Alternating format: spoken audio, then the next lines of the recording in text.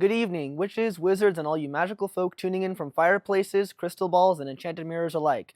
I'm Parth Gupta, and this is the Daily Wand, your slightly over-caffeinated source for all things Wizarding World. Broadcasting tonight directly from my own backyard, thanks to a rather temperamental portkey and a broadcasting charm I definitely did not learn properly at Hogwarts. If you ever hear any unexpected bangs, flashes, or accidental spells during tonight's broadcast, just assume it's either my neighbor trying to garden with a blasting curse or my cat eating my wand again. We begin with breaking news from the edge of the Forbidden Forest, where a runaway hippogriff named Claudia by overly bold Hogwarts students has been spotted attempting to sneak into the kitchens at the Three Broomsticks. Local residents are being urged to secure any unattended pies, roast chickens, or particularly large gnomes. The Ministry Beast Division officials assure us they are handling the situation, although one junior magizoologist was heard shouting, "I told you she hates lettuce," as Claudia trampled through a garden of enchanted kale. Eyewitnesses say the hippogriff seemed drawn to the scent of warm butterbeer, though others speculate she may just be boycotting the forest after a disagreement with the centaurs over astrology. For our second story, it's the Gringotts security incident. Over at Gringotts Wizarding Bank, goblin officials are still scratching their heads, metaphorically, of course, after a bizarre security breach earlier today. The culprits appear to have caused a combination of charmed rubber chicken, a self-playing loot stick on a Celestina Warbeak's greatest hits, and a boggart that only transforms into a very stern librarian. The goblins insist no valuable treasures were taken, though a vault containing exactly 4 chocolate frogs and a signed copy of 1001 magical pickup lines is reportedly empty. Authorities are considering this both a theft and a crime of very poor taste. Now let's check in on the magical weather. Diagon Alley can expect scattered spell showers, likely caused by unsupervised wands left out overnight. Wizards with a particularly fussy umbrella should proceed with caution.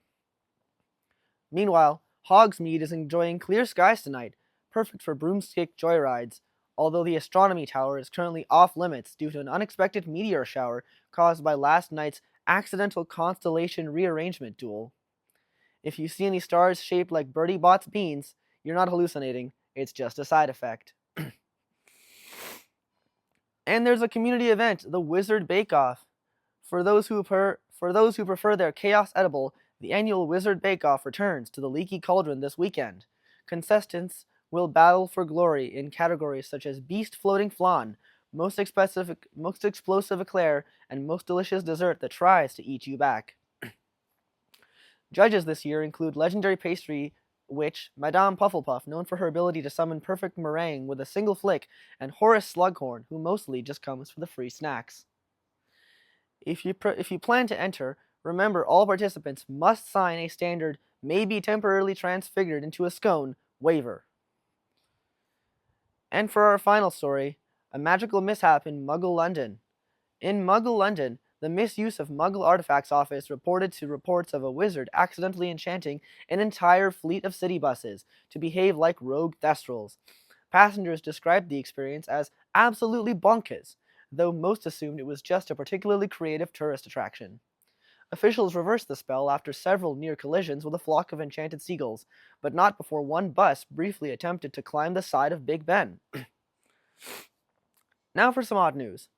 And finally, in the village of Godric's Hollow, a young wizard has made history by keeping a pet fwooper completely silent for an entire afternoon, breaking the previous record of 12 minutes and a near divorce.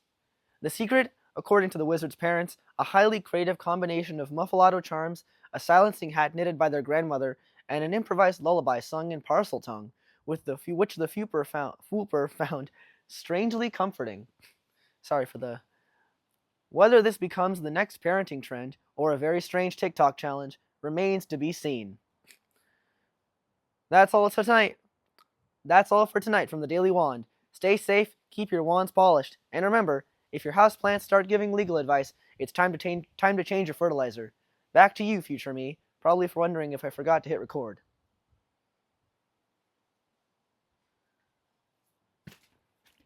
Oh my gosh, I stumbled through that.